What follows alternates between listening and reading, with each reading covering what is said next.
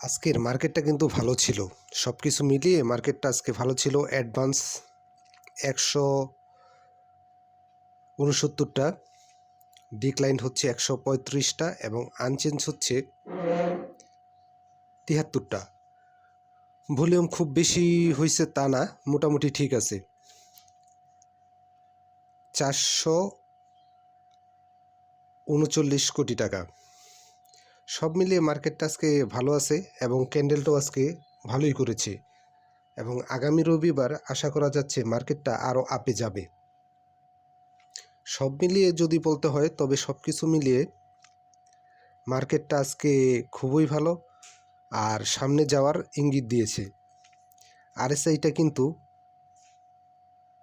ম্যাকডিটা কিন্তু উপরের দিকে, আরএসআইটাও মাঝামাঝি অবস্থায় আছে এবং এই মুহূর্তে আরএসআই হচ্ছে 53.62। সব কিছু মিলিয়ে আজকের মার্কেটটা আগামী দিনের সামনে যাওয়ার ইঙ্গিত বহন করে। তারপরেও তো মার্কেট 100% ওইভাবে শিওর হয়ে বলা যায় না, তবে ধারণা করা হয় যে আগামী রবিবার থেকে ইনশাল্লাহ মার্কেটটা আপে চলে যাবে, যদি কোনো রাজনৈতিক বা কোনো ডিসিশন এই মুহূর্তে কোনো ঝামেলা তৈরি না হয়, সেক্ষেত্রে বলা যায়। বিস্তারিত আলোচনা পরে।